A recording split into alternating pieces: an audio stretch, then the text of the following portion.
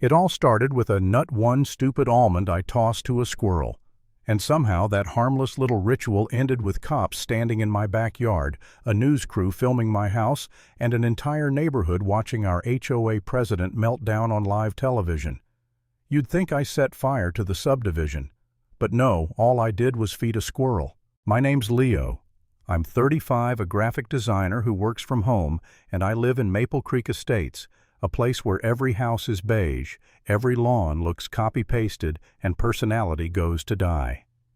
My backyard porch, that 10 by 12 slab of wood, was my one sanctuary. Every morning I'd drink coffee and toss a nut to my buddy General Eisenhower, Ike for short. He's a squirrel, but not just any squirrel. He carries himself like a 5-star commander. Regal tail, steady eyes, the whole vibe. Feeding him became my ritual, my way of reminding myself life still had some charm left. And then came Carol. She marched into power after the old HOA president retired. The man before her cared about flowers and bake sales. Carol. She came armed with a clipboard and the soul of a traffic warden. Blonde helmet hair, pink polo tennis skirt. It was like she'd been born in a J. Crew catalog and raised on passive aggression. The first time she confronted me, she didn't even say hello. She just marched across my lawn and cleared her throat like she was summoning demons. "Are you the resident?" she barked. I nodded, coffee in hand.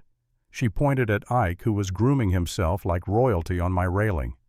"Our bylaws forbid feeding rodents. That includes squirrels." I laughed. I couldn't help it. "That's General Eisenhower," I told her. "And technically squirrels aren't rodents. They're Sciuridae close, but not quite." She wasn't amused. She scribbled something on her clipboard, ripped off a sheet of neon pink paper, and handed me my very first HOA violation. "You have 48 hours to stop feeding squirrels," she said flatly. "Or face fines." I stared at that slip Comic Sans font screaming at me, and I felt something burn inside. That morning ritual with Ike, it was mine. My porch, my coffee, my peace. Carol had just pissed on it with her smug perfume and weaponized rules. I looked at Ike, still twitching his nose like he was asking, "So, walnut tomorrow?" And I thought, hell no. This isn't just about nuts anymore. This is war. I decided my counterattack needed flair, malicious compliance dressed up as art. I went to the fanciest garden shop within 50 miles and bought the gaudiest copper roof bird feeder you've ever seen. 3 feet tall, 8 perches, delicate arches. A tiny Taj Mahal. I planted it right in the middle of my backyard, direct line of sight from Carol's kitchen window, and filled it not with birdseed but gourmet squirrel feed. Within minutes, Ike and his furry friends turned my yard into Vegas. The next morning, another violation slip appeared, taped with a zoom lens photo of Ike halfway inside the feeder face in pure ecstasy. The fine was circled 3 times in red ink, underlined with exclamation points, like Carol had declared holy war. And for the first time I realized she wasn't going to stop. She was willing to nickel and dime me into submission until I broke. That night I poured 2 fingers of bourbon and sat at my drafting table staring at a pile of violation slips. For a moment I wondered if she was right. Maybe I was being childish. Maybe I should just stop. What if I was the problem? What if I was the idiot turning a peaceful neighborhood into a circus? The thought sat heavy in my chest. I hated that she made me doubt myself. But then my pencil started moving. I sketched a box for Ike to hide in when it rained. The box grew a porch, then a rocking chair, then a neighbor's house. Soon I was sketching a library, a town square, a tavern, a whole city. I looked down at the blueprint and laughed out loud.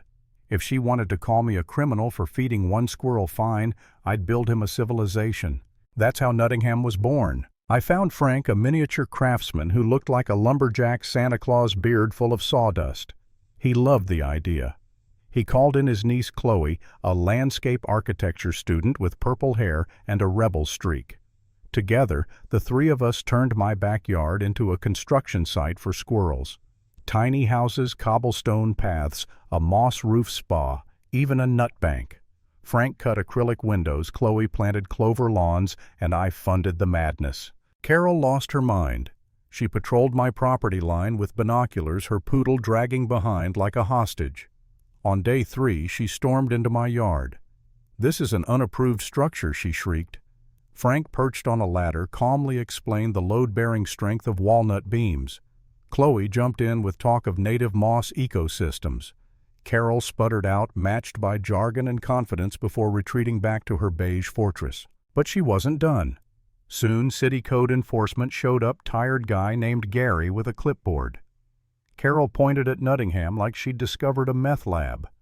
Gary asked one question. "Any concrete foundations?" I shook my head. "Then it's lawn art." "I don't care," he said, and drove off. That should have ended it. But Carol's last bullet was the nuclear option she called the cops. I'll never forget that day. A black and white cruiser pulled up and Carol flew out of her house screaming about illegal rodent housing. 2 officers, Miller, grizzled with a mustache, and Sanchez, young and trying not to laugh, followed her into my backyard. Then they saw it. Nottingham in all its ridiculous, beautiful glory. Tiny tavern with a shingled roof. Library with flower boxes. A working water wheel. Ike himself sitting on the town hall roof like a furry mayor. Miller took off his sunglasses, rubbed his eyes, and muttered, "Sir, what am I looking at?" "Welcome to Nottingham," I said proudly, sweeping my arm. "That's the tavern. That's the spa. We're still finishing the yoga studio." Carol practically foamed at the mouth. "Arrest him. This is a health hazard." Miller shook his head. "Ma'am, this is a civil issue, not criminal. We're not shutting down a squirrel city." Sanchez turned slightly, shoulders shaking, trying not to laugh. Then she asked if she could take a picture for her kids. That's when I knew I'd won. Carol had played her strongest card and lost. Worse, the cops thought my city was adorable. And the story, it spread like wildfire. Neighbors whispered about it at the mailbox. One stopped me and said, "Man, that was legendary. We've all wanted to stand up to her." Turns out everyone hated Carol. I'd just been dumb enough or stubborn enough to fight her head on. So I leaned into it. I printed invitations for a grand opening of Nottingham, rolled them like scrolls, tied them with twine, and left them with piles of nuts on every doorstep except Carol's. The night of the opening, my backyard was packed. Neighbors mingled, kids lay on the grass, peering into tiny storefronts. Even old Mr. Henderson showed up, smiling. A local news crew set up cameras. I stood on my porch steps, heart racing, and cut a red ribbon across the Squirrel Plaza. Right on cue, Ike dashed down the oak tree, scampered into the tavern, and the whole yard erupted in laughter. And then, like clockwork, Carol stormed in. Clipboard raised, face red, voice like broken glass. "This is an unapproved gathering. You're all in violation. This rodent slum will destroy property values." The crowd froze. The news camera swung toward her, its red light blinking. A reporter shoved a mic in her face. "As HOA president, how do you feel about this community art project?" Carol cracked. She ranted about bylaws, screamed about rodents, insulted her own neighbors. And everyone saw it on camera in broad daylight.